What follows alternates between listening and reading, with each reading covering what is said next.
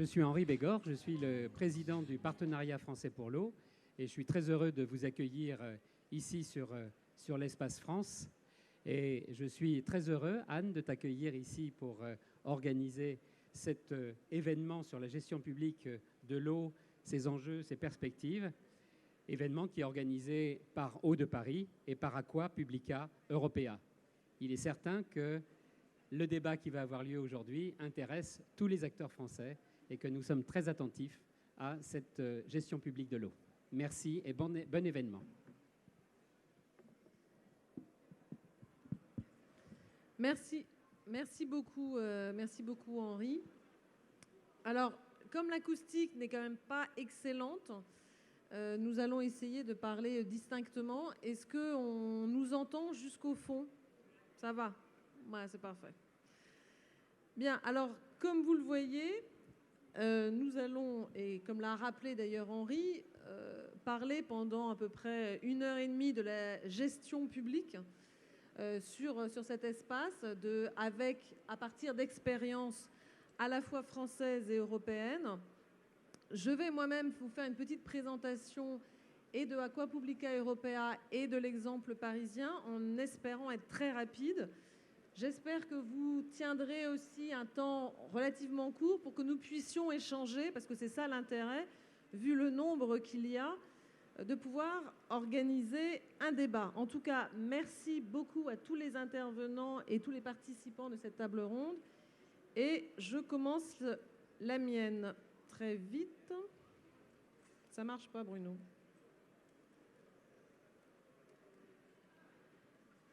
Il est où?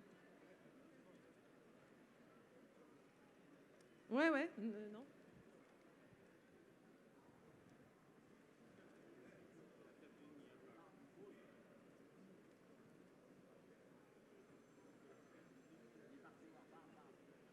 Bien, alors, puisque nous avons déjà... Ah, voilà. Donc, comme je l'ai dit, nous allons avoir des cas internationaux, européens et français. Donc, après ma présentation, il y aura le cas japonais, puis le cas italien, le cas belge et 2 cas français de Grenoble et du Siver. Je vais d'abord vous faire un petit panorama général pour montrer comment l'eau et la gestion publique est un enjeu européen et, osons le dire, international. Alors vous avez quelques chiffres pour rappeler d'abord que la gestion publique dans le monde, la gestion de l'eau et de l'assainissement dans le monde est principalement publique, avec des contextes évidemment différents, avec des services différents. Plus nous sommes en organisation communale et municipale, plus grand est le nombre, bien sûr, des opérateurs. La France se caractérise par le fait que nous avons le plus délégué nos services d'eau et d'assainissement, avec à peu près plus de 70% des habitants qui sont desservis par le secteur privé et non pas par la gestion publique. Vous savez, la ville de Paris a repris en main son secteur de l'eau et nous espérons d'ailleurs, avec d'autres collectivités, nous sommes en partenariat avec de nombreuses collectivités et d'opérateurs, créer un réseau suffisamment dynamique pour inciter d'autres villes à revenir en gestion publique. On se caractérise, bien sûr, puisque nous avons le plus délégué nos services d'eau, par le fait qu'il y ait les 2 grands groupes mondiaux qui sont de l'eau et de l'assainissement et de l'environnement, qui sont français. Alors, là aussi, très, très vite, et je ne vais pas vous lire ce qui est indiqué, pendant très longtemps, on a eu un discours qui a été porté par tous les organismes internationaux, qui était que seule la libéralisation pouvait permettre une gestion efficace du service d'eau. Le partenariat public-privé était souvent la seule option qui était défendue. En réalité, on a bien vu que ça montrait ses limites. Et d'ailleurs, maintenant, en général, il n'y a plus d'affichage aussi clair sur le partenariat public-privé. Il y a plutôt un discours pour dire le privé peut marcher dans certains endroits, le public peut marcher dans d'autres, ce qui est déjà un début d'évolution. Il faut dire aussi que ça s'est accompagné d'abord d'un désengagement du secteur privé dans certains territoires et dans certains pays où il s'était devenu opérateur. J'ai mis 2 exemples internationaux du référendum en Uruguay pour montrer qu'en Amérique latine, et j'étais avec beaucoup de collectivités et de gouvernements d'Amérique latine ce matin à Aubagne, il y a un fort mouvement de reprise en main et de gestion publique de l'eau. Et puis, récemment encore, l'année dernière, en Italie, il y a eu un référendum pour rappeler que la population italienne était attachée à la gestion publique de l'eau. La résolution du Parlement européen en 2004, qui rappelle que l'eau est un bien commun et qu'elle ne devrait pas être soumise aux lois du marché intérieur, cette résolution est assez peu connue, mais c'est bien de rappeler qu'il y a parfois des résolutions du Parlement européen pour rappeler les valeurs que nous partageons, nous, ici. On a créé, du coup, Aqua Publica Europea, puisqu'on avait fait le constat que la voix de la gestion publique était peu entendue en Europe. Et comme nous étions peu entendus, nous avons décidé de nous créer en réseau, avec des valeurs, là, c'est quelques principes généraux qui sont inscrits dans notre charte. Quelques principes généraux qui nous permettent de nous structurer, nous, réseau européen, donc Aqua Publica Europea. Nous sommes maintenant à peu près 42 membres, avec 7 membres fondateurs que vous voyez ici inscrits. Nous sommes vraiment opérationnels depuis 2009. 7 États européens sont représentés dans notre réseau, et j'espère que d'ailleurs d'autres viendront nous rejoindre. Et nous arrivons à être maintenant reconnus comme un acteur de l'eau au niveau européen. Et nous fonctionnons en réseau, c'est-à-dire que par des groupes de travail, nous mutualisons nos expériences et nos savoir-faire afin de mieux de consolider d'abord nos propres gestions et de mieux nous faire connaître. Alors avant de donner la parole à l'intervenant suivant, je voudrais évidemment vous présenter très rapidement le cas parisien.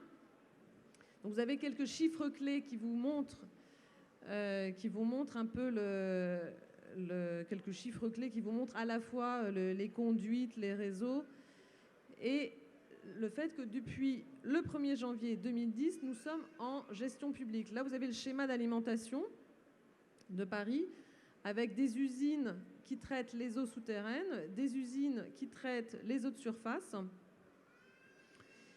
Et après 25 ans de délégation en service privé, qui avait montré à la fois ses limites en termes de contrôle et d'évaluation du service, et qui avait aussi montré quelques dérives financières, nous avons décidé de reprendre en main notre service et de créer un opérateur public unique, donc Hauts-de-Paris, qui est totalement opérationnel depuis le 1er janvier 2010, sur tous les métiers du service municipal, c'est-à-dire le captage, la production, le transport, la distribution et tous les métiers de facturation et de gestion des abonnés et des usagers.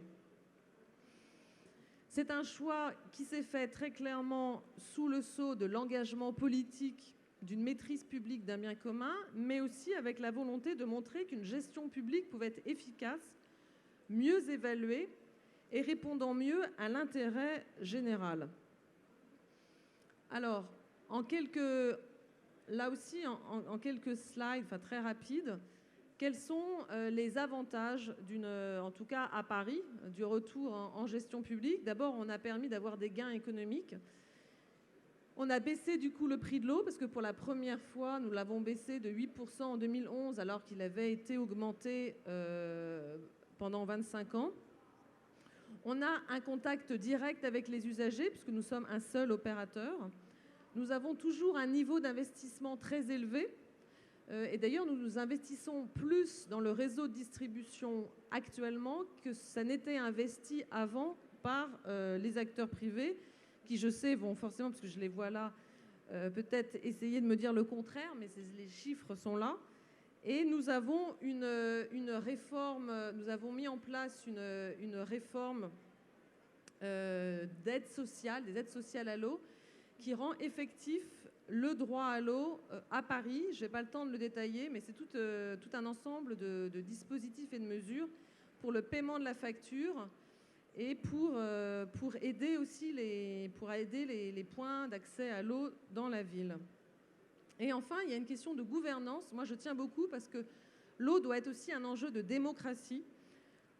C'est par excellence un service public local absolument essentiel, qui est inscrit dans un territoire, qui est un service de proximité et qui doit donc répondre aux attentes des habitants et des usagers. Et donc, dans cette gouvernance que nous avons complètement revue, il y a d'abord aujourd'hui un observatoire parisien de l'eau. Cet observatoire est ouvert à l'ensemble des acteurs publics de l'eau à Paris. C'est un lieu de débat, un lieu de proposition, un lieu d'initiative. Un des représentants de l'observatoire est au sein de notre conseil d'administration. Et puis, dans le conseil d'administration, nous avons 2 représentants du personnel qui ont voix délibérative et aussi 2 autres représentants d'associations de consommateurs et de la protection de l'environnement.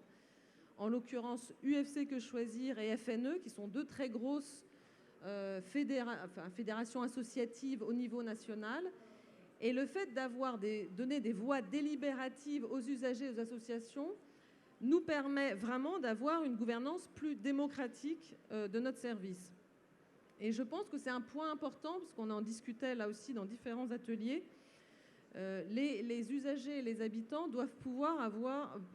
doit pouvoir tenir compte, bien sûr, de leurs besoins, de leurs attentes et rendre compte du service devant eux. C'est sur ce dernier point que je voudrais terminer. Merci de votre attention et je donne après tout de suite la parole à nos amis japonais, sachant qu'il va s'exprimer en japonais et qu'il y aura une traduction en français simultanée.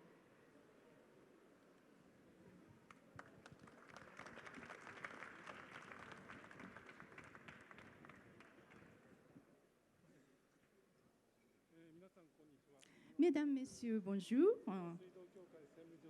Je suis Masaru Ozaki, directeur exécutif de l'Association japonaise des eaux. Je tiens à remercier Eau de Paris et Aqua Publica européen de m'avoir donné l'occasion de présenter la gestion publique de l'eau au Japon.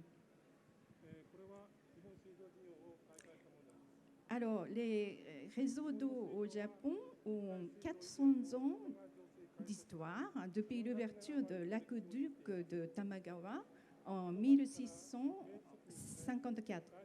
Le réseau moderne d'eau potable a été installé en 1887 suite aux propagations de maladies infectieuses, suite à l'ouverture du pays à l'étranger à l'aube de la modernisation du Japon. Au Japon, l'eau étant considérée comme un bien public, la gestion a été historiquement assurée par les collectivités territoriales. Ceci permet une gestion stable demandant des ressources financières importantes ainsi que des expertises de haut niveau. Et aujourd'hui, 125 millions d'habitants au Japon, représentant 97,4% de la population, bénéficient de services d'eau potable.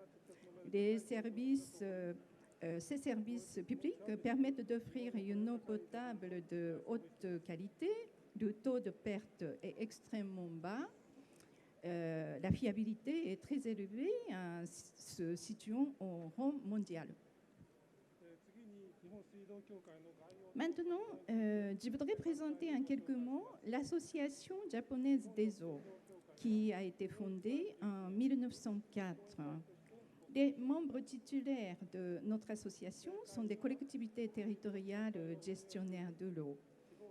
Presque tous les établissements de gestion de l'eau font partie de notre association, dont le nombre de membres s'élève à 1348 organismes.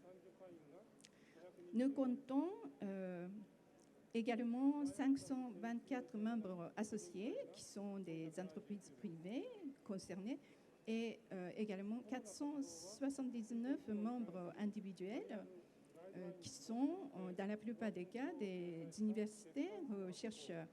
Les principales activités de l'association sont la publication d'une revue mensuelle spécialisée sur l'eau, l'organisation des formations thématiques, l'organisation d'événements nationaux, des conseils techniques à l'égard de nos membres, le contrôle et la certification des conduites d'eau et des appareils. Et la mise en œuvre des mesures d'urgence est une mission importante de notre association.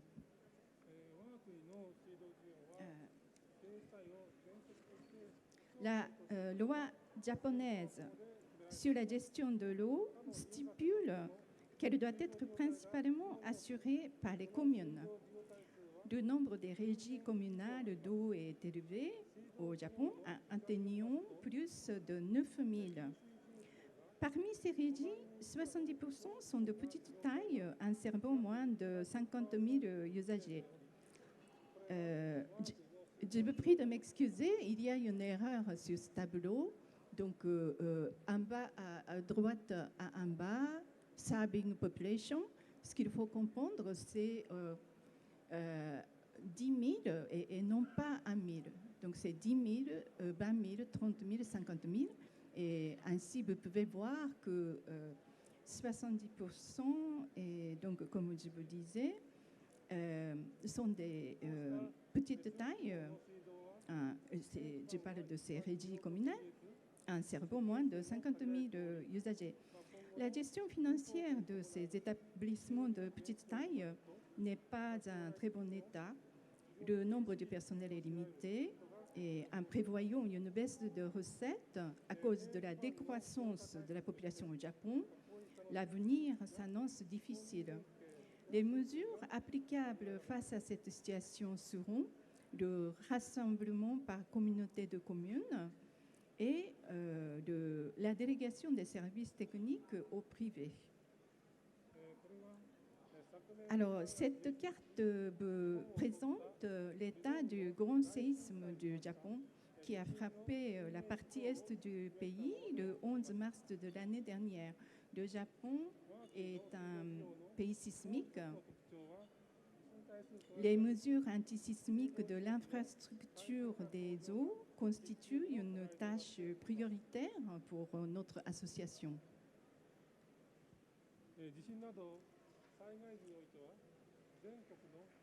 Notre association porte secours aux sinistrés des catastrophes naturelles grâce à nos réseaux nationaux. Suite au grand séisme du 11 mars 2011, nous avons installé une cellule de crise au sein de notre association pour coordonner les activités d'aide proposées par nos membres. Ces photos ici montrent nos activités dans la zone sinistrée. Environ 430 camions-citernes ont assuré l'approvisionnement en eau de la population sinistrée.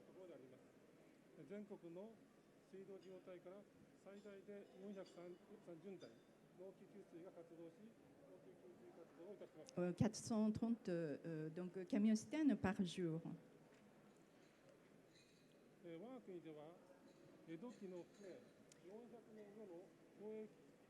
Comme je vous ai déjà mentionné, le Japon a une histoire de service public des eaux vieille de 4 siècles. Le peuple japonais a une confiance totale dans les eaux qu'il consomme.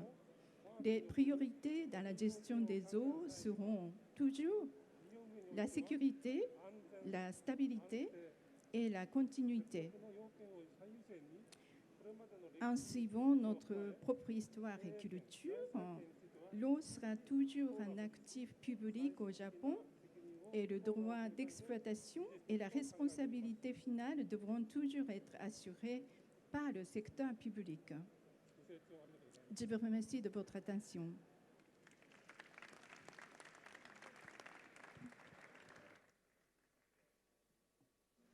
Merci beaucoup. Je passe tout de suite la parole à Alessandro Ramazzotti pour présenter aussi rapidement le cas italien.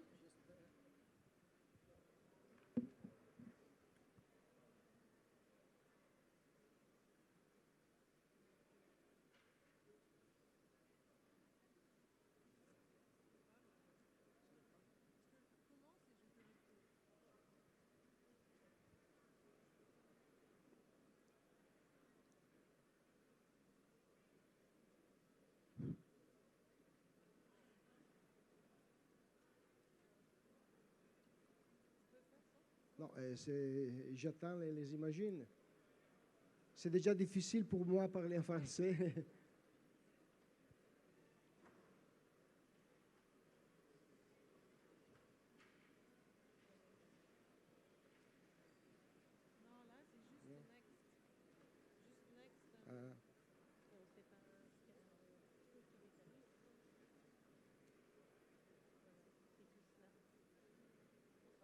Oui.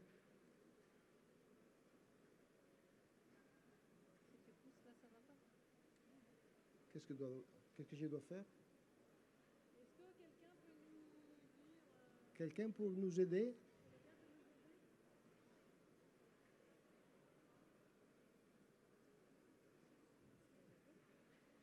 On va commencer par les Belges. C'est pas... Bon, visiblement, il y a un petit problème avec la clé, voilà, la clé des Italiens. On repassera aux Italiens, donc on va penser à l'exemple belge de Vivaqua et après on reviendra aux Italiens. Bon, merci. Alors, pour vous dire, même pour la Belgique, ça ne fonctionne pas non plus parce que je dois faire signe à la régie chaque fois que je veux passer de slide. Hein, donc, on est tous sur le même pied d'égalité. Voilà. Eh bien, allons-y. On peut passer au premier slide. Et encore le premier. Voilà. Voilà. Donc, un peu dans le processus inverse que celui qu'a suivi Anne, je vais vous donner quelques mots d'information sur Vivaqua. Vivaqua, qui est la seule société belge à alimenter le cycle complet, à gérer le cycle complet de l'eau, partant de la production. Vous voyez qu'on a une trentaine de sites de captage. Ensuite, au gros stockage. On passe ensuite au petit stockage en amont du réseau de distribution pour passer ensuite au réseau de distribution pour lequel nous sommes gestionnaires dans l'ensemble de la région bruxelloise et une partie des deux autres régions belges. En gros, Vivaqua alimente 1/5 de la population belge. Après la distribution, nous gérons aussi pour une partie de la Belgique le réseau d'égouttage pour finalement, après ça, gérer, et pour boucler le cycle complet de l'eau, gérer la station d'épuration qui se trouve au sud de Bruxelles. Et c'est un peu notre sigle, hein, avec cette goutte qui repart au ruisseau après avoir suivi le cycle complet dont je vous parlais. Alors l'eau en Belgique, la Belgique est très inégalement desservie en eau, dans ce sens que 2/3 des ressources se trouvent au sud du pays, que 1/3 se trouve au nord du pays, c'est-à-dire dans la région flamande, et que la capitale de l'Europe, qui est Bruxelles, n'a pas d'eau, donc dépend de la région wallonne. Alors la Belgique a une chance énorme, c'est de bénéficier d'un climat merveilleux puisqu'il pleut très très souvent. Et donc on a suffisamment de précipitations et ce qui nous fait dire que depuis un siècle, le niveau des nappes en Belgique n'a pas bougé. Donc les perspectives pour les générations futures en Belgique sont extrêmement positives. À cela s'ajoute aussi le fait que le Belge est un des plus faibles consommateurs d'Europe. Je crois qu'il est le 2e plus faible consommateur d'Europe, avec une consommation moyenne de 110 litres par habitant. Alors, la Belgique est un cas un peu particulier, puisque 99% de la gestion de l'eau en Belgique est aux mains du public. Il y a un exemple qui est aux mains du privé, et c'est le plus mauvais exemple belge, puisque c'est l'exemple de la station d'épuration du nord de Bruxelles, qui a, peut-être certains d'entre vous en France l'ont entendu, fait beaucoup parler d'elle parce qu'elle a eu des problèmes de dysfonctionnement et l'eau usée a été rejetée à la rivière. Donc on peut dire que le seul exemple privé en Belgique n'est pas un exemple qui démontre une meilleure compétence du privé. Par ailleurs, et c'est le slide suivant, au-delà de la recherche des mauvais exemples privés, le secteur public a à cœur de montrer ses performances. Et pour montrer ses performances, le secteur public a décidé de s'investir dans un certain nombre d'outils qui témoignent de ses performances. Et vous en voyez là un ou deux. Le fait que on poursuit une évolution du chiffre d'affaires, une évolution croissante de l'emploi. En cette période de crise économique qui touche la Belgique comme elle touche les pays avoisinants, ce n'est quand même pas négligeable, tout en réduisant fortement l'impact sur l'eau. Et comme Anne l'a dit, vu la diminution récente de Paris, on se trouve maintenant un tout petit peu plus cher que Paris, alors qu'on était un tout petit peu moins cher jusqu'à l'année dernière. Au-delà de ça, on aussi, c'est le slide suivant, on a aussi cette volonté d'utiliser des outils qui, de manière neutre, attestent de la compétence. Et je vous en ai montré deux là. C'est d'une part le fait de participer à un benchmarking européen auquel participe Haute-Paris d'ailleurs aussi, où nous avons la volonté de nous comparer, de comparer notre mode de gestion et nos performances aux autres acteurs européens et majoritairement aux acteurs publics, parce que pour une raison que je ne m'explique pas, malgré les questions que j'ai posées, les structures privées sont très peu présentes dans cet exercice de benchmarking au niveau de l'Europe. Et le tableau que vous voyez en dessous, c'est un outil qui est fort bien connu par les économistes, un outil de balance scorecard que nous avons mis en œuvre au sein de Vivaqua et qui nous permet d'avoir défini un certain nombre d'indicateurs que nous suivons de manière régulière au sein de la commission de direction pour, à toute dérive, reprendre la main et éviter que les objectifs que nous nous sommes fixés en début d'année ne soient pas atteints en fin d'année. Je ne parlerai pas de la certification ISO, puisque ça, c'est vraiment devenu très commun. Voilà pour les outils extérieurs. Et je finirai peut-être en vous disant que depuis la nuit des temps, l'eau coule d'amont en aval, sans se soucier des frontières, fussent-elles de race, de pays ou de langue, ou encore de religion. Et de là, la lutte que nous menons au sein d'Aqua Publica Europea pour faire admettre que l'eau n'est pas un produit que l'on vend, mais bien un droit que l'on partage. Je vous remercie de votre attention.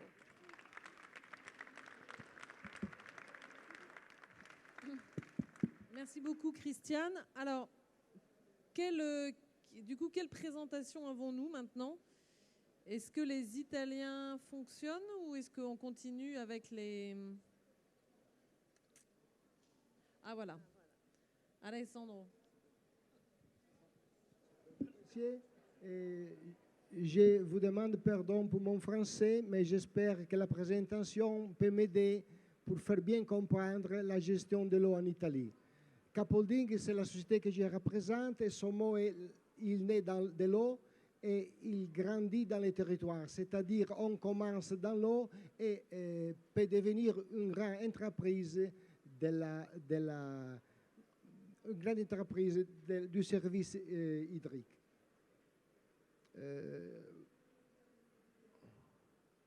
La situation en Italie. Je vais vous représenter avec des distraits la situation des entreprises. Vous pouvez voir qu'il y a 34 districts in-house, c'est-à-dire entièrement publics, 13 sociétés anonymes, 12 sociétés mixtes, c'est-à-dire avec des privés qui travaillent en partenariat avec le public, 7 plurigestion, c'est-à-dire gestion de l'eau, même avec le gaz et l'électricité, et 6 concessions laitières, et il y a beaucoup de réalités sans des contrats où la gestion s'est affidée aux communes, aux municipalités tout court. Si vous voyez la pourcentage de tutelle, c'est-à-dire vous pouvez voir que les 41% c'est in-house, c'est-à-dire entièrement public, et il y a d'autres pourcentages de sociétés cotées et même des sociétés mixtes. La situation en Europe. Vous pouvez voir qu'on passe de l'Allemagne, qui a un pourcentage de 92%, à la United Kingdom, c'est-à-dire l'Angleterre où le public il n'existe pas. La gestion est entièrement privée. En Italie, nous avons, comme vous pouvez voir, 59% de gestion publique et 41% de gestion privée. Et en 1911, pas 12, comme on a écrit, en Italie est arrivé un événement très important. Il y avait été un référendum où la plupart de la population a choisi pour la gestion publique de l'eau. Parce qu'une loi italienne avait pratiquement interdit la possibilité d'avoir en futur la gestion publique. Le référendum a dit que les Italiens veillent vers un grand pourcentage la gestion publique de l'eau. Et même l'Italie, comme l'Europe, même en Italie comme en Europe, maintenant il y a 3 possibilités. Il y a la possibilité de l'house providing, c'est-à-dire la gestion publique. Il y a la possibilité de l'appel d'offres, même comme en France, comme je pense en Belgique. Et même la gestion mixte, les privés avec le public.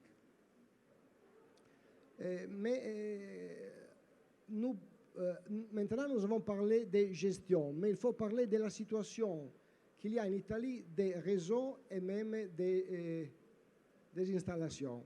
Vous pouvez voir que les 16% des Italiens n'ont pas de raccord au égout. C'est très grave ce que j'ai dit. Les 30% des Italiens n'ont pas de services d'assainissement et les aqueducs italiens perdent des moyens de traiter de l'eau. Si vous voyez la situation de la nécessité des investissements qu'il y a en Italie, nous avons une demande de 38 milliards d'investissements. Ce sont les chiffres que les districts ont prévus pour le futur. Mais il y a une valutation plus générale qui parle, si vous voyez, de 66 milliards d'euros pour les années futures en Italie.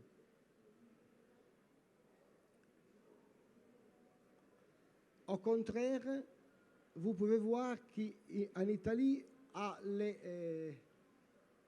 les tarifs les plus bas, je pense, de l'Europe. Vous pouvez voir, c'est en dollars, la chiffre qu'il y a là-bas. L'Italie a le tarif plus bas d'Europe.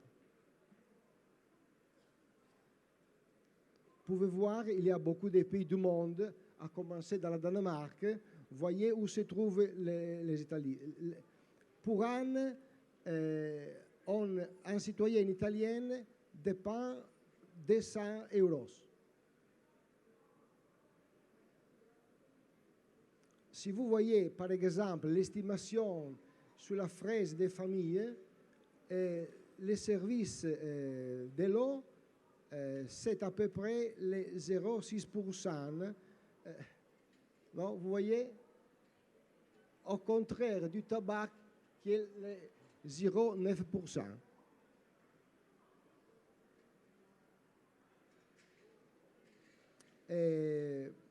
En ces situations que j'ai décrites, je vous présente brièvement Capolding. C'est une société qui représente à peu près 200 municipalités et qui travaille dans les services d'eau, même dans les services pour les communes et même pour installer les maisons de l'eau, c'est-à-dire des structures qui peuvent représenter une nouveauté dans le panorama européen. Nous faisons même des projets pour l'irrigation des espaces verts, pour récupérer l'eau qui n'est pas utilisée. Et comme je dis, le projet des maisons de l'eau, c'est un projet qui veut valoriser l'eau, comment on peut dire, l'eau de robinet. L'eau de robinet. C'est un projet qui a eu beaucoup de succès en Italie et qui a commencé à se diffondre même en Europe. C'est un projet sostenible parce que si vous voyez pour chaque maison qui distribue des 1500 litres par jour, il y a 1700 bouteilles de plastique qui ne sont plus utilisées et représente une nouvelle frontière de la vie sostenible. C'est la première expérience d'étrange, c'est la pétillante que nous avons installée à Paris, merci à Dan Lestra qui nous a invités. Et c'est tout. J'espère d'avoir expliqué la situation italienne et je m'excuse pour mon français. Bonsoir à tout le monde. Très bien. Tu étais très bien. Merci beaucoup, Alessandro. Donc maintenant, on termine par deux cas français, donc le cas de Grenoble. Et je donne la parole à Jack Cheng.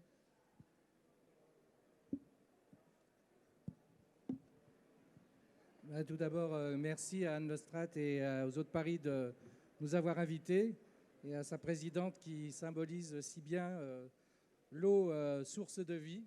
Et c'est une belle image et je trouve qu'à l'occasion de ce forum, c'est particulièrement opportun. Le temps est vraiment idoine. Je ne sais pas si c'est stratégique, mais en tout cas, ça tombe bien. Voilà. Alors, Grenoble, simplement, je veux dire, si Paris est la régie la plus importante, je dirais que la caractéristique de Grenoble, c'est d'être la plus ancienne. On a aujourd'hui 15 ans de recul par rapport à une délégation de service public qui a été, je dirais, interrompue alors qu'elle avait été passée en 1989. Les contrats de délégation ont été interrompus en 1995. Et il y a eu une année de transition en 1996. Moi, j'ai été nommé à ce moment-là, fin 96, début 97. J'ai eu depuis 6 présidents. Mon président actuel, Éric Grasset, n'a pas pu venir et il s'excuse.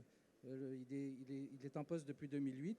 Mais j'ai eu la chance de vivre toute cette période et ce retour complet à la municipalisation. Alors, il y a les points, le plan que je vais suivre est le suivant. C'est les raisons de ce retour, la chronologie des faits, l'évolution d'une société d'économie mixte, c'est un peu particulier, donc je vais passer assez vite dessus, les points clés d'un contrat et les conclusions. Alors, sur les raisons de ce retour, c'est qu'au départ, la négociation et les conditions de la privatisation à un grand groupe avaient été insuffisamment explicitées au conseil municipal. Et il y a un citoyen, finalement, qui a engagé un recours pour défaut d'information des élus. Et de ce fait-là, ça a été une des raisons retenues pour casser ce contrat. Il y a également, à Grenoble, nous sommes très particuliers parce qu'on a beaucoup d'associations qui sont extrêmement actives. Il y a eu des surcoûts qui ont été dégagés et des factures d'eau qui comprenaient des charges étrangères à l'eau. Donc, le juge administratif a annulé le contrat. Il y a eu condamnation d'un maire. C'était une des premières à l'époque, en 1995. Ça a fait couler beaucoup d'encre en son temps. Aujourd'hui, peut-être, ça en aurait fait couler moins, je ne sais pas. Voilà. Donc, pour la chronologie des faits, jusqu'en 1989, c'était une régie municipale classique. Ensuite, une délégation à une société entièrement privée. Et puis, cette société entièrement privée a été recapitalisée partiellement.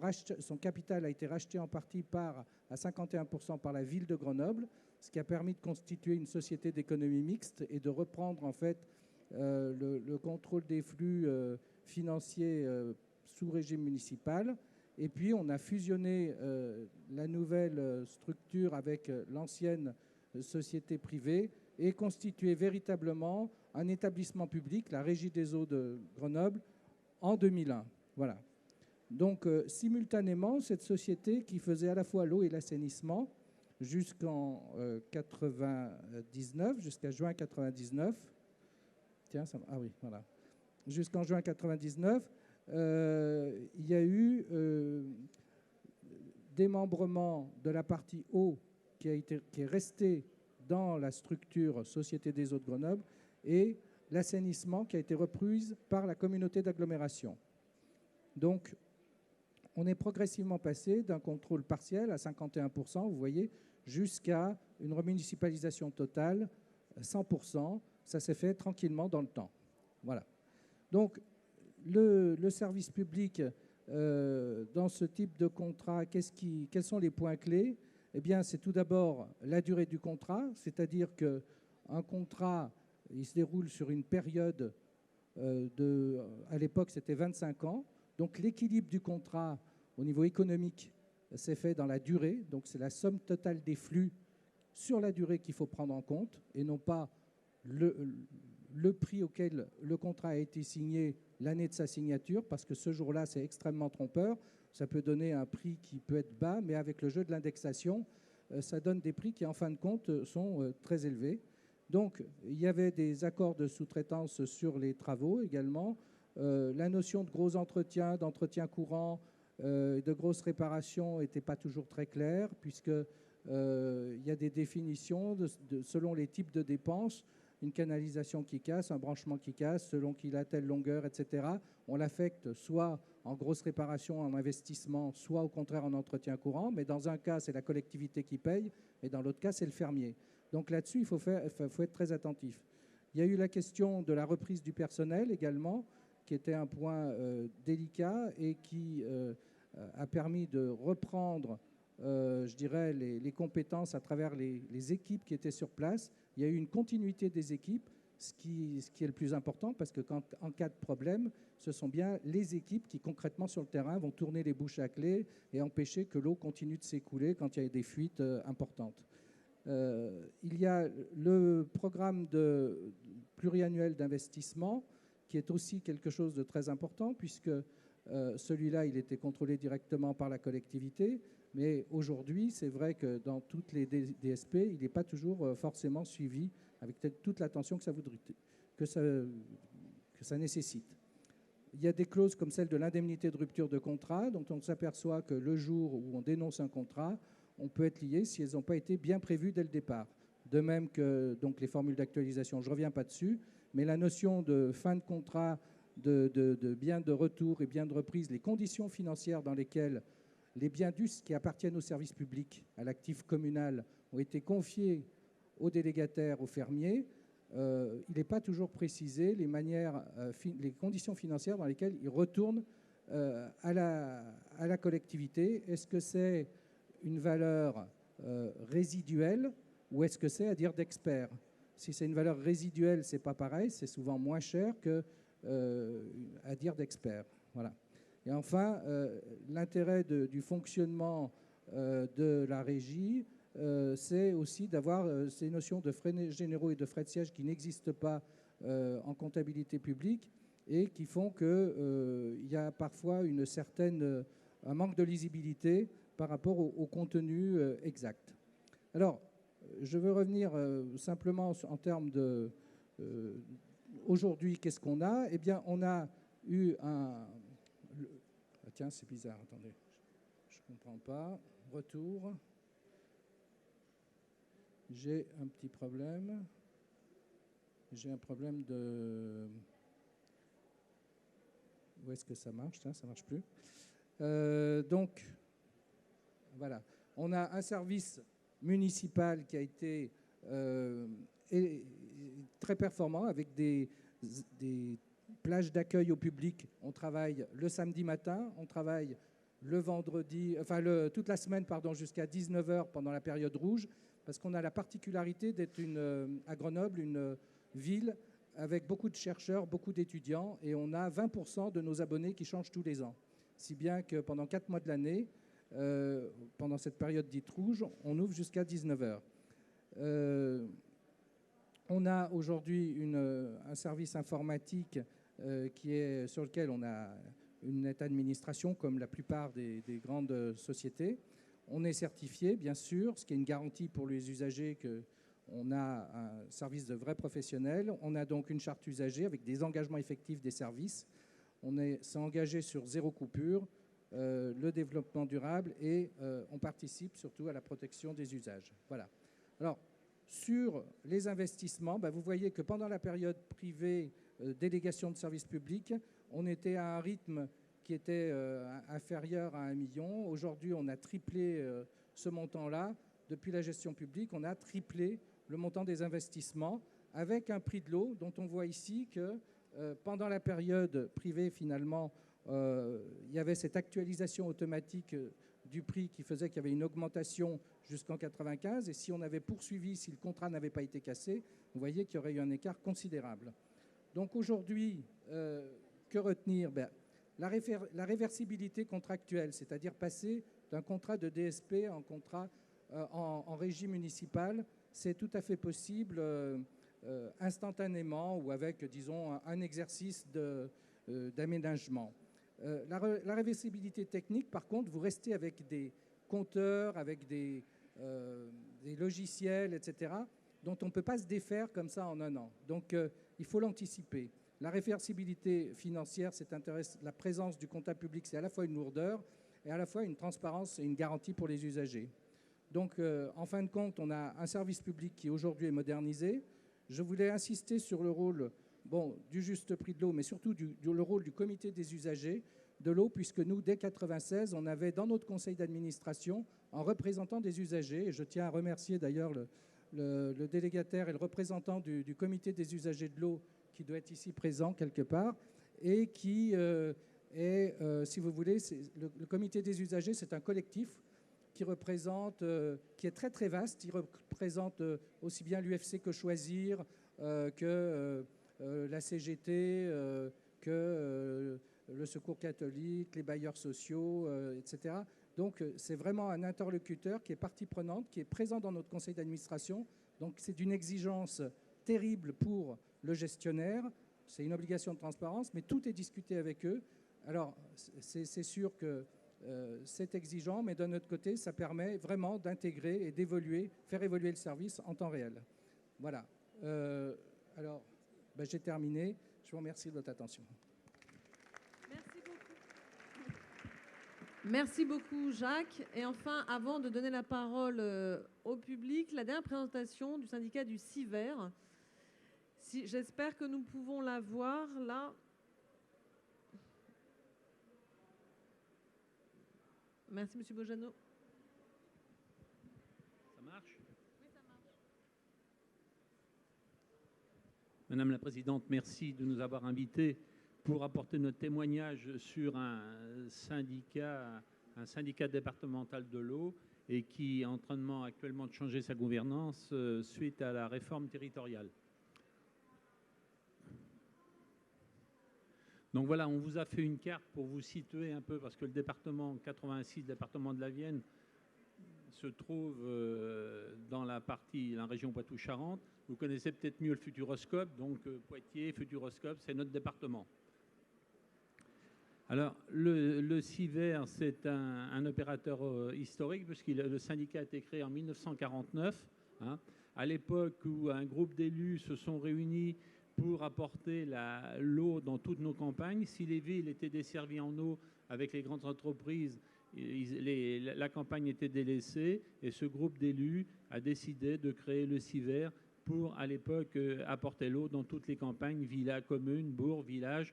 Hein, et là, c'était un syndicat d'investissement. Son seul rôle, c'était de poser des canalisations. Et alors, il assurait la gestion de l'eau potable. Ensuite, ce syndicat s'est développé pour assurer l'exploitation des installations. On a pris l'assainissement collectif et là, plus récemment, la maîtrise d'œuvre. Donc, ce que l'on a fait, on avait commencé en 2008, après les élections, on a divisé notre département en 7 territoires. On avait des centres d'exploitation répartis sur le département, donc on a créé, qui existaient, et là on a nommé des élus référents sur chaque territoire, ce qui permet que ces élus sont sur le terrain et peuvent nous remonter toutes les informations et tout ça, et en contact direct avec les usagers et les élus des différents secteurs. Donc sur le territoire, vous voyez ici la carte avec les différents élus référents. Bon, je ne vais pas vous les citer parce que vous ne les connaissez pas, mais vous les voyez. Et en même temps, on a créé des agences. Avant, toute la partie administrative et technique était au siège à Poitiers. Et on a décidé de créer 3 agences avec en rapportant sur le terrain les ingénieurs et la partie administrative qui allait avec. Là, ça c'était surtout pour être au plus près de nos abonnés. Et au moment où on voit que tout le service public s'en va, nous on a fait le contraire. On est allé sur le territoire pour être au plus près de nos abonnés et de nos élus. Donc voilà, on a créé 3 agences qui fonctionnent et qui sont reconnues de tout le public. Donc voilà, là, un petit tableau pour vous indiquer la population. Donc c'est 186 000 habitants. On a les 27 syndicats, plus des communes. Donc le volume d'eau pompée, c'est 15 millions de mètres cubes par an. On a 6 000 km de réseau. On a un prix moyen de l'eau qui est un peu moins d'1,50 €. Hein, on se situe complètement dans la moyenne et on a un rendement de réseau de 80%. L'assainissement donc, est moins important. Là, on a une population accordée de 174 000 habitants. On a tous nos équipements sont télégérés, hein, ce qui permet aux astreintes de pouvoir gérer au mieux les réseaux quand on a des problèmes. On a une longueur de 302 km de réseau. Et puis, on a aussi tout un service pour l'épandage des boues, les boues liquides, et une valorisation agricole. Hein. On a plus de 18 000 m3 de boue par an qui sont épandus qui fonctionnent avec le milieu agricole. Et depuis 2 ou 3 ans, 3 ou 4 ans, je ne sais plus, on a mis en place l'ANC. Et actuellement, on réalise pratiquement 5 000 diagnostics par an des réseaux pour l'assainissement individuel. Donc notre objectif, comme je vous le disais en 2008, c'était de faire évoluer nos statuts par l'intégration de nouveaux syndicats. Donc on avait commencé avant la réforme territoriale avec le directeur général à prendre notre bâton de pèlerin et d'aller à la rencontre de tous les élus du département pour un peu nous présenter, pour essayer de les conquérir, pour qu'ils viennent aussi vers en leur montrant notre mode de gouvernance. Alors, en 2011, oui, c'est en 2011 que la réforme territoriale s'est installée. Et nous, dans notre département, cette réforme n'a pas posé de problème. La CDCI s'est réunie, les décisions ont été prises et le préfet a adopté cette réforme avant la fin de l'année, au mois de décembre 2011. Donc, ce qui nous permet maintenant comme on avait, voilà, faut que je reprenne tout ça dans l'ordre, excusez-moi, comme on avait déjà commencé à travailler sur notre réforme pour arriver à un syndicat départemental, le préfet a décidé que tous les autres syndicats devaient réintégrer le SYVER, syndicat départemental. Donc voilà, donc maintenant le SYVER est devenu syndicat départemental et on a recommencé les négociations avec, bien sûr, on a tous nos syndicats qui sont adhérents du SYVER, mais on en avait une autre partie qui n'adhérait pas. Donc on est en train de prendre des contacts pour pouvoir négocier avec eux leur adhésion, tant sur l'exploitation que sur l'investissement, parce que demain, il n'y aura plus qu'un seul syndicat. Donc pour faire ça, on avait créé en 2008 des assises. On avait un groupe d'une 50aine d'élus qui, pendant 2 ans, sont réunis pour écrire les nouveaux statuts. Et en même temps, c'était accompagné d'un cabinet juridique spécialisé pour, à chaque fois qu'on avançait, qu'ils puissent nous valider les nouveaux statuts que l'on mettait en place pour les sécuriser. Donc à chaque fois, on a suivi, on est accompagné d'un service juridique compétent, pour ne pas le citer, c'est le cabinet de Maître Landau à Paris. Alors ensuite, vous savez que quand la réforme territoriale va être mise en place, les syndicats seront dissous, il n'y aura plus de syndicats. Donc il n'y a plus qu'un seul syndicat, c'est le SYVER. Et nous, on a voulu, si le syndicat juridiquement n'existe plus, on a voulu écrire une gouvernance statutaire. Donc vous le voyez là dans le schéma qu'on vous présente, vous partez du bas, la partie entourée de vert, les syndicats sont devenus des comités locaux, hein. Donc avec les mêmes élus, un président, des vice-présidents, qui sont l'ex-président du syndicat et les ex-membres du syndicat. C'est devenu des comités locaux. Ces comités locaux se réunissent comme avant quand le syndicat. C'est eux qui établissent. Alors, ce que je voulais vous dire, c'est qu'à chaque fois qu'ils adhèrent, qu'ils reviennent au CIVER avec le transfert complet de leurs compétences, nous faisons un point zéro, moi j'appelle ça le point zéro, une comptabilité analytique pour connaître où ils en sont au niveau recettes, dépenses, leurs prix et tout ça. Donc, on a pris un cabinet spécialisé en comptabilité publique qui fait le point zéro de l'ancien syndicat, ce qui nous permet d'avoir un point de départ. Et là, les syndicats continuent, le comité local continue à préparer son programme d'investissement, fixer ses tarifs et tout ça. Donc, par contre, comme il ne peut plus le voter. Alors, ça monte, là, vous avez la flèche, ça monte. On a 7, je vous le disais tout à l'heure, nos comités territoriaux sur le territoire. Donc là, il y a tous les élus qui sont sur ce territoire qui se réunissent, qui regardent le programme qui a été fait par les comités locaux, qui l'harmonisent, qui voient les investissements, ce qui nous permet, ça, quelquefois, quand on avait des syndicats indépendants qui étaient à quelques kilomètres les uns des autres, de ne pas se parler, de faire des investissements chez l'un et chez l'autre qu'on aurait pu mutualiser.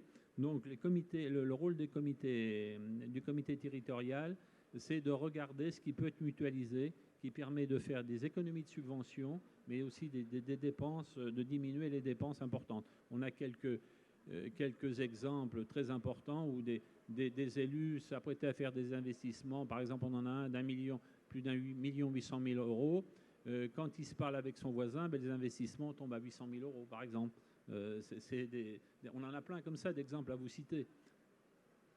Ensuite, j'ai été trop vite. Non, j'ai perdu. C'est la fin. Non, comment ça marche? Je peux en venir. C'était le dernier slide. Voilà. J'ai été trop vite. Non, j'avais autre chose. Non, je pense qu'on a bien compris. Comme on n'a plus qu'un quart d'heure pour le débat, je voudrais apporter quand même une conclusion. C'est que nous, pour les élus de la Vienne, l'eau n'est pas un bien marchand. Et moi, je crois que le rôle des élus, c'est de mettre l'eau à nos abonnés au meilleur prix possible et de la meilleure qualité. Et pour nous, l'eau, c'est pas une source de profit. Voilà ce que je voulais dire en conclusion. Merci beaucoup pour cette conclusion. Et donc, je vous propose, puisque nous avons donc fait des présentations à la fois dans des villes capitales, dans des syndicats interdépartementaux et avec aussi l'exemple d'un État, de maintenant vous donner la parole. Donc, n'hésitez pas à prendre tout de suite le micro, à poser des questions. Nous avons été un peu longs, je suis désolée. Donc, posez des questions brèves et concises pour que nous puissions vous y répondre. Voilà.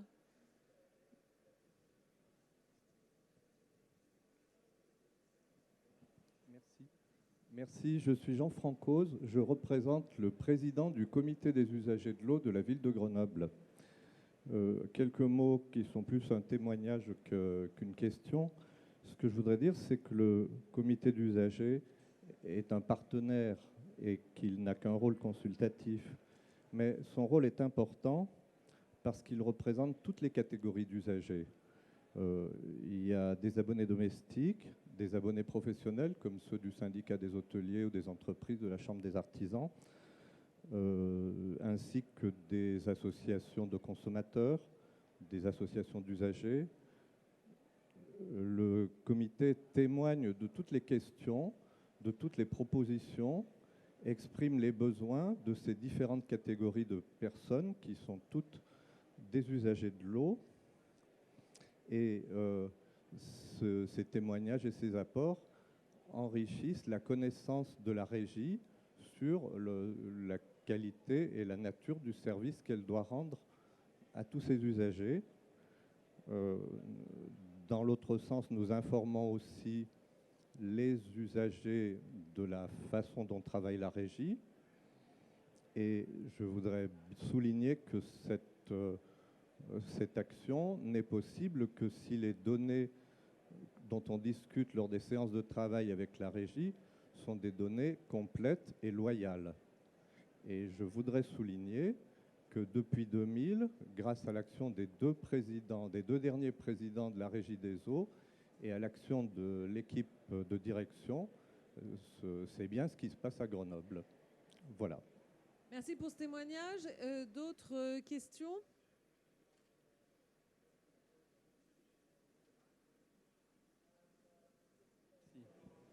Bonjour. Donc mon nom est Alain Gélis, je suis directeur général d'une intercommunale de production-distribution d'eau en Belgique. Voilà. Alors ma réflexion était la suivante, c'est très bien de dire qu'on doit effectivement se comparer, se mesurer au secteur privé, c'est effectivement ça qu'il faut le faire, le benchmark, on n'entend pas? Ça va mieux comme ça? Donc je disais que j'attachais une grande importance au benchmark pour le secteur public, pour qu'il puisse se mesurer aux performances du secteur privé. Mais je crois qu'on doit être très prudent quand on fait ce genre d'exercice. Et donc la première réflexion qui me vient à l'esprit quand j'ai vu les présentations ici, c'est qu'on parle de tarifs, on parle de tarifs au mètre cube, on parle de montants globaux d'investissement, mais il faut faire attention parce que quand on parle par exemple du tarif au mètre cube, il faut d'abord voir à côté de ça combien de mètres cubes vous vendez par consommateur. C'est le premier facteur le plus important qui a une influence sur le tarif. Donc c'est simplement ça que je voulais faire. Attirer l'attention là-dessus, c'est très bien, on doit faire cet exercice, mais il faut le faire dans des règles qui soient les plus justes possibles, qu'on ne puisse pas nous mettre en cause ou en difficulté après. Voilà. C'est une juste remarque. Est-ce qu'il y en a d'autres?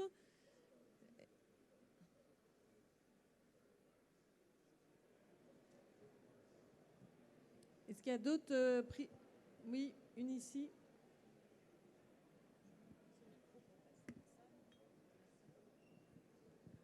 Bonjour, Martine Lebec, le magazine H2O. Alors ma question c'est simple, comme vous êtes tous des dirigeants de régie publique, est-ce qu'il y a possibilité quand même d'imaginer que vous puissiez travailler un jour avec le privé, dans quelles conditions? Ou est-ce que la rupture est définitive? Voilà.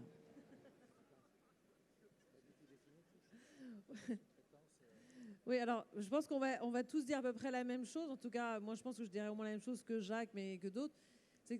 Je ne sais pas si la rupture est définitive. Nous, ce qu'on défend, c'est que l'exploitation du service peut se faire par le public. Après, il y aura toujours un secteur privé pour des travaux sur des usines, sur le réseau de distribution, de production. Donc, on travaille avec le secteur privé, mais par exemple, à Paris, on travaille avec le secteur privé maintenant via des marchés publics. Donc, il y a plus de concurrence. C'est-à-dire que moi qui ne suis pas une libérale économique, je peux vous dire qu'il y a quand même plus de concurrence avec une gestion publique qu'avec une gestion en délégation. Puisque maintenant, nous faisons travailler toujours les entreprises, mais après des appels d'offres. Donc il y a toujours des relations contractuelles avec le secteur privé, mais qu'on n'est plus sur l'exploitation du service, on est sur des marchés de travaux et sur des prestations qui peuvent nous aider à l'exploitation du service. Oui, pour préciser, je crois que c'est important de distinguer le rôle de l'opérateur du rôle de l'autorité organisatrice. L'autorité organisatrice qui est responsable de l'organisation du service de l'eau, ensuite elle peut déléguer cette gestion à un opérateur privé ou la gérer en direct par un opérateur public, mais cet opérateur public, ça n'exclut pas le fait qu'il fasse appel aux technologies, au savoir-faire et aux compétences des grandes sociétés privées qui ont des centres de recherche, qui ont de la technologie, mais il y a certaines grandes régies qui ont aussi de la technologie et des savoir-faire qu'il faut aussi mettre en œuvre. Donc je veux dire, c'est pas tout blanc ou tout noir. On conjugue les talents, si je puis dire, pour reprendre certains slogans, et simplement, il faut que le rôle de l'autorité organisatrice soit éclairé, entre guillemets, c'est-à-dire que les maîtres d'ouvrage sachent ce qu'ils délèguent et les conditions dans lesquelles ils vont le contrôler et le suivre dans le temps. Et ça, là-dessus, je dirais, il y a un gros problème parce que beaucoup de collectivités sont des petites tailles. 80% des collectivités en France sont des collectivités de moins de 3000 habitants. Elles s'appuyaient sur un tissu d'ingénierie publique qui étaient les directions départementales de l'équipement et les directions départementales des eaux et forêts qui aujourd'hui ont été fusionnés ensemble en direction du territoire. Et la mission de conseil public que donnaient ces directions départementales, aujourd'hui, elle a fondu comme peau de chagrin de manière générale, l'ingénierie publique a fondu comme peau de chagrin. Or, les collectivités rurales, 80% de nos collectivités, n'ont pas assez d'argent pour se payer des bureaux privés, des bureaux d'ingénierie privés pour les accompagner. C'est pour ça que cette gestion publique, quelque part, y contribue. Simplement, peut-être ajouter un petit mot. Je pense qu'il est indéniable qu'il y a un lien très précis entre le mode de gouvernement du pays et le poids respectif des acteurs politiques dans les pays et les décisions qui sont prises au niveau de la gestion de l'eau. Paris en est un bel exemple, où il y a eu une déclaration très claire du maire de Paris qui a eu ses effets. Simplement, pour revenir sur le cas belge, je voulais simplement vous citer qu'en Belgique, l'ensemble des partis démocratiques, qu'ils soient de droite ou de gauche, ont publiquement déclaré qu'ils considéraient que l'eau, dès lors que c'est un bien de première nécessité, était et devait rester dans les mains du public. Donc là, il y a vraiment eu une prise de position très claire au niveau des partis politiques. Et on espère que la France, un jour, puisse oui, la même chose que dans le cas belge. Une question ? Ah oui. Oui, Christophe d'Aqua Publica. Je crois que quand on parle de prix, il faut y faire très très attention, ça a été dit tout à l'heure.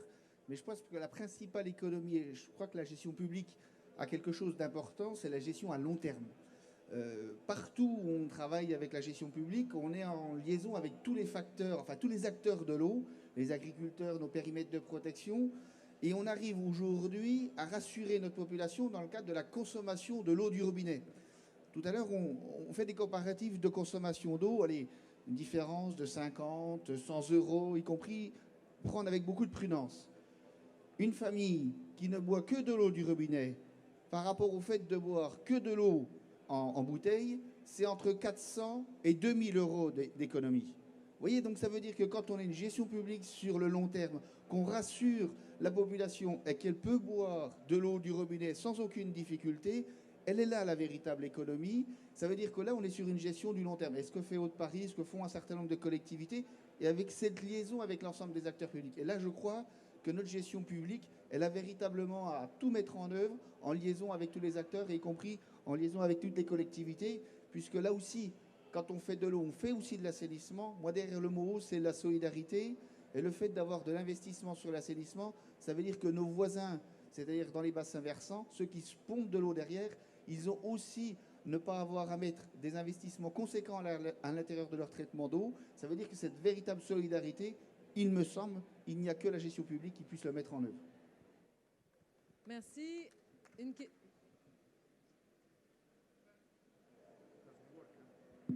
Okay. First thing, I would like to thank you if I can speak English. I'm Italian, but I understand French, but would prefer to speak English. I'm from Rome. I'm from Acea, that is 51 public, and then had other shareholder. Then the point is that are we public, private, or whatever? In my view, and it is the question that I put to you, is that it's not a matter of shareholdership, because you have expressed to us wonderful experience in which you have a public as a shareholder, as a manager, but the most important thing is the regulation that have to be as is public. So we work on monopoly, as you know, as everyone knows. So what is important is to have a benchmark, but mostly regulation, someone that set the rule, and then discussing public, private, or whatever, is discussing the color of the overall of the plumber. The most important thing is to have an efficient management that have to be organized, public, private, whatever, with an effective regulator that set the rule and determine prices and level of services. Merci beaucoup pour votre intervention. Je ne sais pas si tout le monde l'a comprise. En fait, le point était d'insister sur la nécessité d'une bonne régulation et d'un bon contrôle. Sorry, regulation means regulation by contract, as you have in a concession, affirmage, or whatever, or regulation by regulator, like we have in Italy, in Cap Milan, that have the autorità d'ambito. It is the local regulator, and now we are setting a central regulator or whatever. Bien. Alors, comme on a plus que 3 minutes, on ne pourra pas répondre à la question vaste de la régulation. Moi, je reste convaincue que pour avoir des bons outils de régulation, il faut bien connaître le service. Et je le vois dans l'exemple de Paris. Si vous voulez bien contrôler, il faut mieux l'exploiter. Parce que si vous ne l'exploitez pas, au bout d'un moment, vous déléguez même les fonctions de régulation. Donc après, on pourra en discuter, mais les 25 ans de délégation au privé à Paris ont montré qu'on ne pouvait pas réellement évaluer le service malgré les données qui étaient fournies par les distributeurs, et que c'est maintenant qu'on a repris en gestion publique qu'on peut avoir une véritable évaluation. Et de fait, il y a une meilleure évaluation aujourd'hui du service qu'il n'y en avait auparavant. Est-ce qu'il y a encore une ou deux interventions? Oui. Oui, Raymond Lanuzel, vice-président de Nantes Métropole. À Nantes Métropole, on a fait un choix un peu différent de celui de Paris, tout en gardant une maîtrise publique de la gestion, avec la notion d'autorité organisatrice que développait Jack Chang tout à l'heure. Mais nous avons gardé une partie en délégation privée. Pourquoi? Parce qu'il nous semblait aussi intéressant de ne pas avoir un monopole public, mais d'avoir une stimulation de la gestion publique par des opérateurs privés. Et au bout de 10 ans d'expérience, je pense que le choix qu'on a fait peut aussi se révéler favorable pour la collectivité territoriale. Oui, moi je reste convaincue qu'on peut aussi évaluer, justement, qu'on peut stimuler entre gestion publique, et qu'il y a parfois en France d'autres raisons pour lesquelles on donne encore l'eau au secteur privé, mais qu'on peut stimuler toujours l'évaluation entre opérateurs publics et via la participation des usagers et des citoyens. Et ça a été beaucoup rappelé. Parce que, in fine, c'est un service pour les habitants et inscrit dans un territoire. Et donc, c'est à eux aussi qu'il nous faut rendre des comptes du service. Donc, en réalité, ce n'est pas forcément avec la comparaison avec le privé, c'est d'abord parce qu'on doit rendre des comptes aux habitants et aux usagers. Est-ce que... Oui. Michel, vas-y. Oui. Juste pour rappeler que le monde rural, tu en as parlé Jacques, mais le monde rural aussi, parce que là on a des exemples de monde urbain, d'agglomération, de communautés de communes importantes, mais le monde rural également peut revenir en gestion publique ou peut conserver une gestion publique et travailler dans ce sens. C'est les 36 000 communes de France qui ont la possibilité d'aller vers là. On oublie souvent le monde rural, mais il existe aussi et il est même très nombreux. Tu as bien fait de le rappeler. Et tu as été maire d'une petite ville, Varage, qui est revenue en gestion publique. Et il y a eu un changement de municipalité et la régie fonctionne toujours, puisque comme elle fonctionnait bien, elle a été gardée. Est-ce qu'il y a d'autres interventions? Même si l'acoustique n'est pas très bonne, est-ce qu'il y a d'autres interventions? Non, comme nous arrivons de toute façon à la fin de notre table ronde, et je vous remercie vraiment chaleureusement l'ensemble des intervenants et des participants. Merci aussi au public, merci à ceux qui ont pu participer au débat. Et puis de toute façon, vous pouvez discuter après avec les uns et les autres à l'issue de ce side event. Merci encore beaucoup à vous.